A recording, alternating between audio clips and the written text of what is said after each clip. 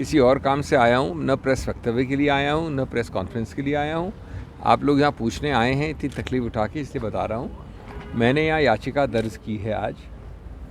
वो चुनाव को चुनौती देने वाली याचिका है और उस याचिका में महत्वपूर्ण कानूनी मुद्दे उठाए गए हैं। माननीय उच्च न्यायालय अपने नियमों के अनुसार उस याचिका को देखेगा और उसके बाद उसमें अग्रिम आगे प्रक्रियाएं होंगी। चुनाव अब का खेल ख़त्म हो गया, चुनाव की बात ख़त्म हो गई। ये कानूनी प्रक्रिया है, इसमें कोई राजनीति नहीं होती है। और एक ऐसा थोड़ा सा विचित्र सा नियम है कि ऐसी याचिका दायर करने के लिए भी याचक को खुद पेश होना पड़ता है।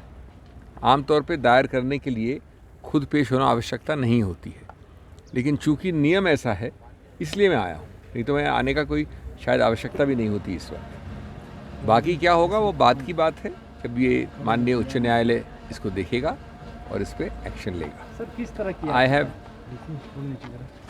याचिका का जो मूल स्रोत है, जो मूल उसमें ग्राउंड लिया गया है, वो संक्षेप में सिर्फ इतना है कि ये धारणा, ये प्रचलन या ये इंटरप्रिटेशन किसी नियम का जिसके अंतर्गत जिसका नाम अगर टाई में, अगर बराबरी में जिसका नाम निकले वो हार जाए, ये धारणा, ये प्रचलन, ये इंटरप्रिटेशन कानूनी रूप से गलत है। ये आमतौर पे संस्कृति में, सोच में, कॉमन सेंस में जिसका नाम निकलता है जब दो ही लोग होते हैं और दोनों में बराबरी होती है, तो जिसका नाम निकलता है उसको जीतना चाहिए। ये जो नियम का इंटरप्रिटेशन दिया गया है किसी के भी द्वारा, वो गलत है और इसलिए अगर ये इंटरप्रिटेशन गलत है तो जो परिणाम घोषित हुआ वो भी गलत होगा।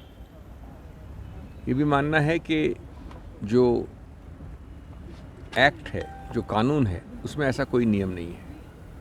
जो रूल है उसके नीचे, उसमें भी ऐसा कोई नियम नहीं है, लेकिन नियम का एक धारणा या एक इंटरप्रिटेशन दिया गया है, उसको चुनौती दी गई है। I have not come here for a press conference, I have not come here for dealing with the press. I happen to be here for a legal process. All the elections are over, politics is over. This is a challenge to the election purely on legal grounds.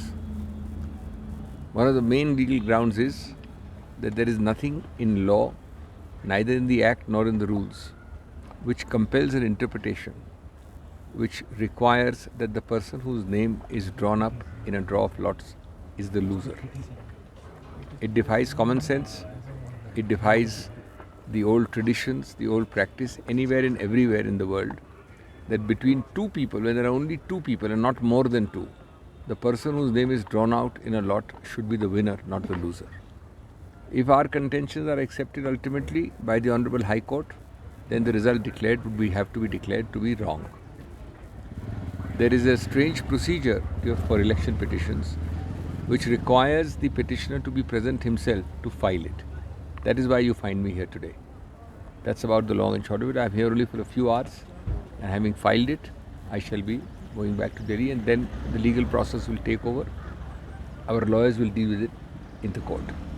Thank you. Sir जो आपके प्रस्तावक थे अब मैं वो बातें अलग हो गई, ख़त्म हो गई।